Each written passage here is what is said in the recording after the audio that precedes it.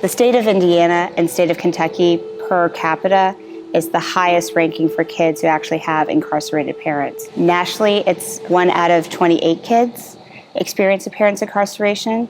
Here in Indiana, we're experiencing 1 out of 12, and in Kentucky, 1 out of 11. Well, when our kids first come to camp, they are very apprehensive. They're not sure how to act or what it's going to be like. I had never been to camp, and I thought it would be boring. I liked it here. Well, the swimming was awesome. It's been really fun. The lake was amazing. At first I was scared because I barely know how to swim. But yeah, it's been really fun. And I got to do things I've never done before. And you know, the counselor is much better than what I expected. They actually give you an opportunity to say what you have to say. There's lots of programs for adults, but there wasn't a lot for kids that we found. And that's when I got introduced to Angel Tree camps. I visited one summer, had a week, fell in love, and saw things like kids having fun and finding healing in a week's time that took me 6 to 8 months in an after-school program. One of the most powerful things that we do here at camp is the power of celebration. So we actually do throw birthday parties for every kid who comes through here.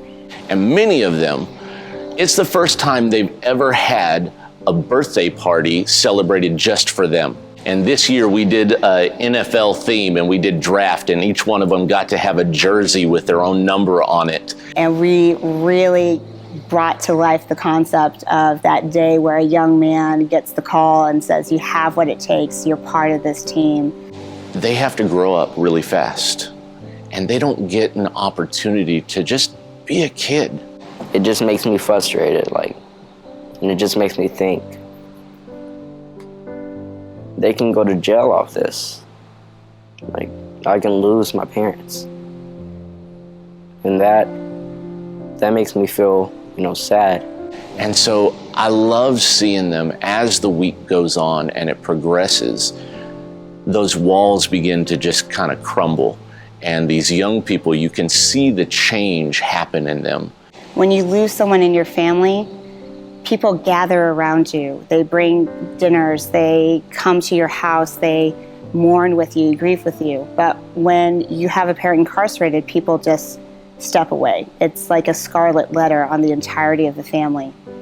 It makes me feel like my family is messed up. Like my family can't relieve their stress without doing drugs.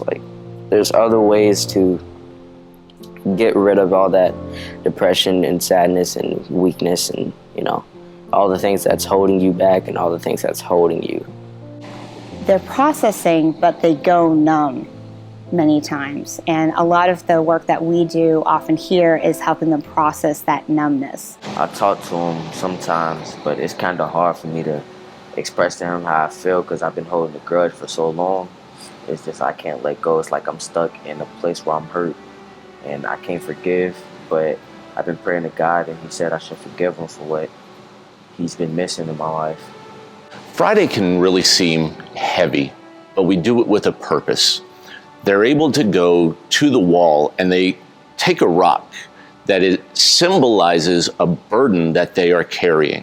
Sometimes it's a lost family member, someone who's been lost to gang violence or something of that nature. And they're carrying that around. And they're able to lay that down symbolically at the wall and just release that burden, much like the scripture tells us to cast our cares upon him.